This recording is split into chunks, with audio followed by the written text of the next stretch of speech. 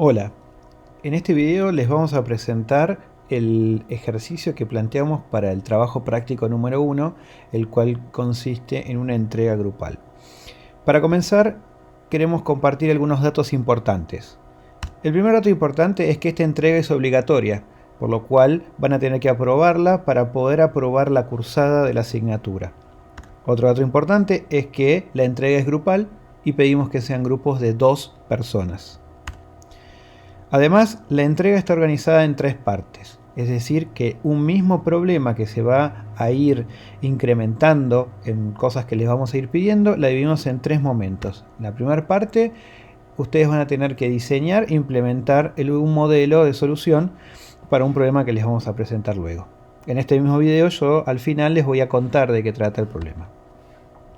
En una segunda etapa van a tener que extender el trabajo que van haciendo, incluyendo una interfaz interactiva con una funcionalidad básica. Esta funcionalidad va a ser lo mínimo indispensable para interactuar con el modelo que ustedes programaron anteriormente. Y la última parte va a ser completar la interfaz básica con funcionalidad que permita hacer consultas y que complete todo lo que el problema requiere. Además, la fecha de entrega de estas 3 partes va a ser el 19 de abril de este año. Y hay que tener en cuenta que lo que se entrega en una única entrega son las 3 partes juntas. A medida que va evolucionando la solución que ustedes van desarrollando, se van extendiendo esa solución y al final de completar la última parte van a tener la entrega completa para poder entregarla. ¿Cómo nos organizamos en el calendario? Bueno, el 23 de marzo, aunque sea feriado, vamos a publicar de todas formas el enunciado de este trabajo. En ese momento vamos a publicar la parte 1, que incluye todo lo necesario para realizar el diseño y la implementación del modelo de la aplicación. Esta parte del proyecto no incluye nada que tenga que ver con la interfaz gráfica. En la semana del 30 de marzo vamos a publicar la segunda parte del enunciado, que incluye todo aquello que tenga que ver con una funcionalidad de la aplicación interactiva, una funcionalidad básica. Lo que esperamos es que en este momento ustedes ya hayan finalizado todo lo que se les pedía en la parte 1 del trabajo práctico. En la semana del 6 de abril lo que vamos a hacer es publicar la tercera parte y la última parte de este trabajo, en la cual se va a incluir la funcionalidad completa de la aplicación interactiva. De la misma forma que para la etapa anterior, aquí lo que esperamos es que ustedes ya hayan finalizado todo lo que tuvo que ver con la funcionalidad pedida en la parte 2 y en esta semana se aboquen a lo que les pedimos en esta última parte. La entrega del trabajo, la entrega completa, va a ser el 19 de abril, que es domingo, y se va a hacer a través de la aplicación del web Cátedras, que van a poder hacer la entrega de las 3 partes en un solo proyecto en forma online. Algo importante que tiene que ver en principio con la primera parte de ese trabajo práctico, pero que igual se tiene en cuenta para todo lo que sigue las siguientes etapas del trabajo, es que en el desarrollo, en el diseño del modelo, asegúrense de aplicar todas las heurísticas y buenas prácticas de diseño ya conocidas por ustedes. Todo lo que aprendieron en Objetos 1, todo lo bueno, todos los lineamientos que les hemos dado y que les compartimos en Objetos 1 sobre heurísticas y buenas prácticas, aquí también deben poder aplicarlos. Eso es algo que nosotros vamos a mirar y vamos a evaluar que ustedes realmente hayan hecho un diseño y una programación que siga en lineamientos con estas heurísticas y buenas prácticas.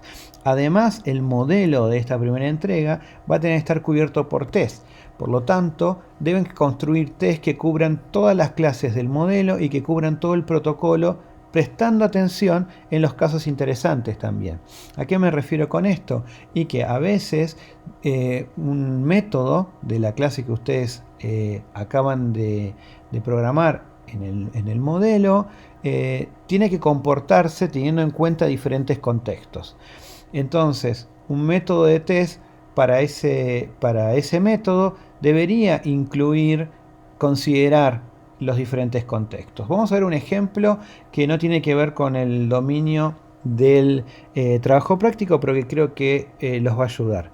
Imagínense que tengo que programar una clase que modele una pila, una pila en la que se agregan elementos y el último elemento que se agrega es el primero que tengo que sacar. Si yo tengo que testear el comportamiento del método para sacar elementos, los casos interesantes en los que yo debería pensar son en aquellos casos en los que quiero sacar el elemento con una pila que tiene varios elementos.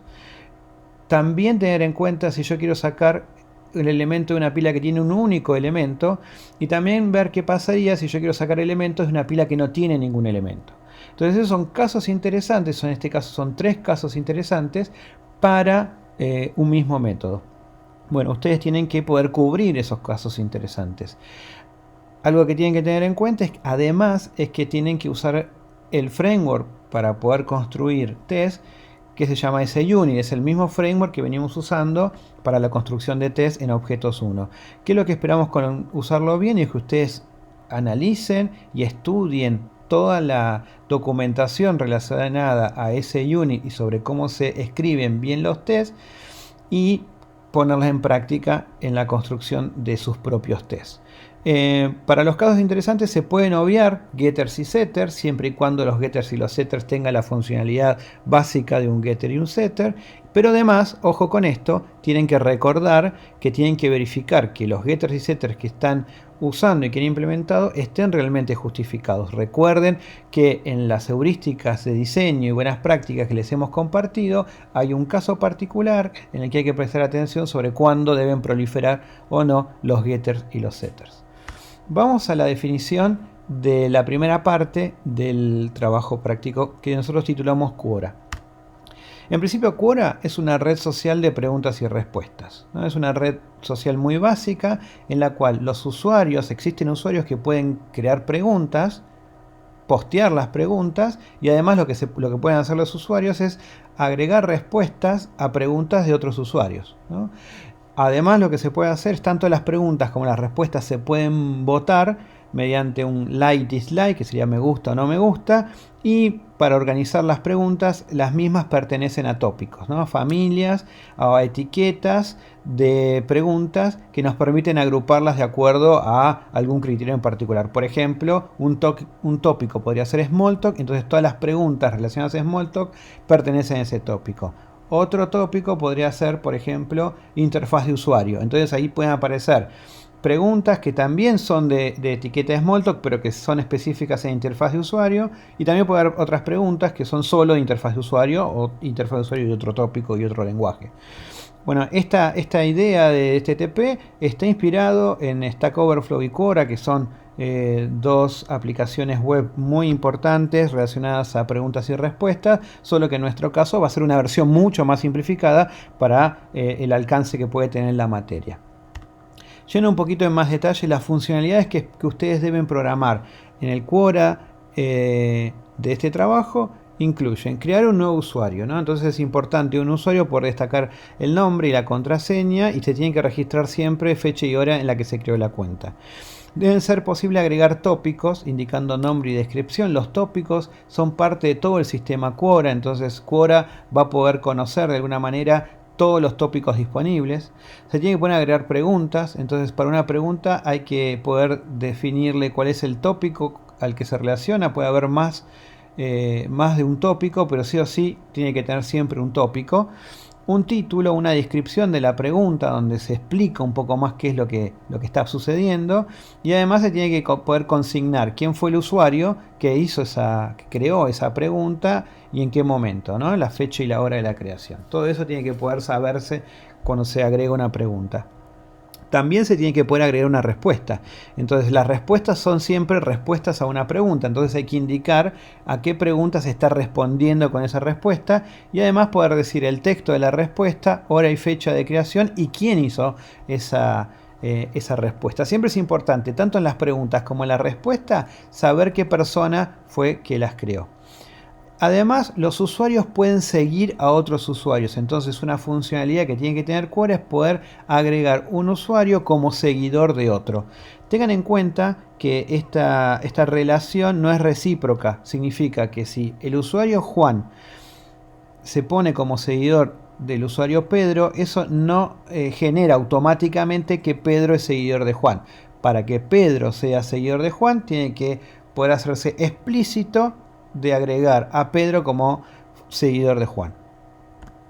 Además, se tiene que poder registrar likes y dislikes a preguntas y respuestas. Cuando una persona indica esta acción, se tiene que poder saber exactamente en qué momento se le dio like o dislike a una pregunta o respuesta.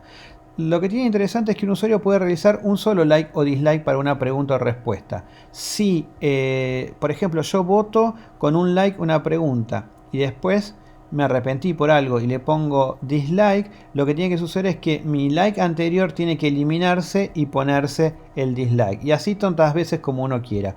Siempre al final va a haber un único like o dislike de la persona que votó a una pregunta.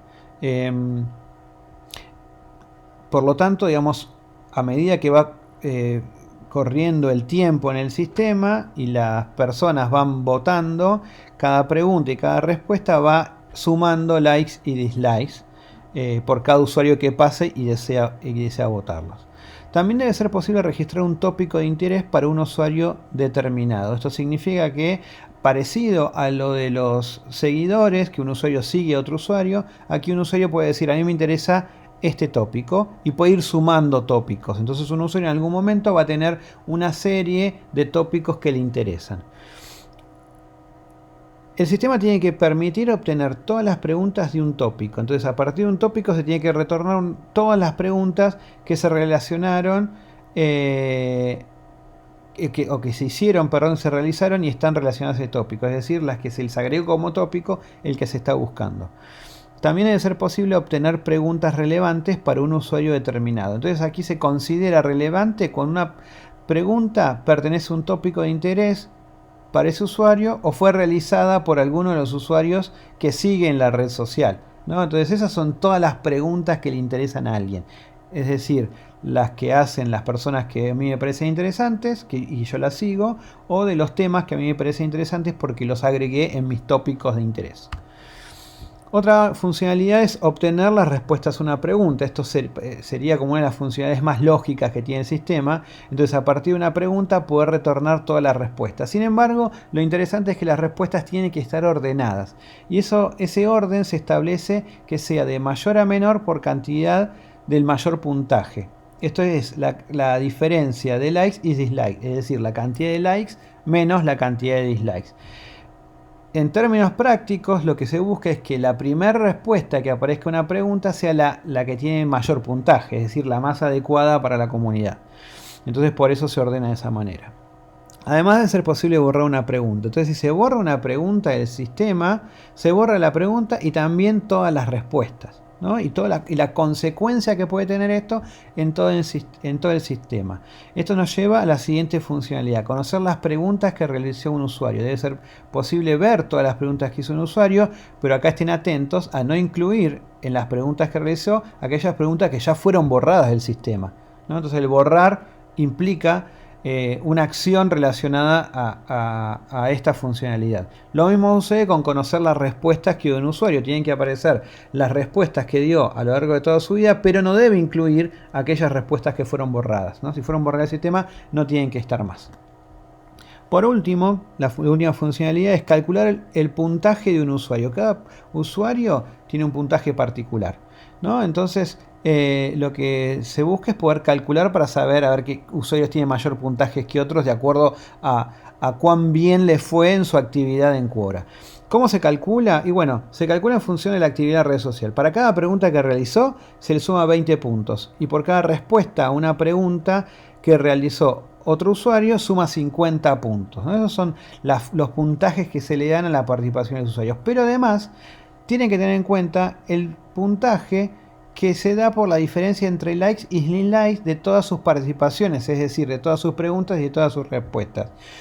Y esto entonces se da de restar el valor a los likes de los dislikes. Y ese valor puede ser negativo y es parte de ese puntaje. Entonces, la forma de calcular el puntaje implica las respuestas que dio a preguntas, las preguntas que creó y también cómo le fue, cómo lo votaron en esas acciones.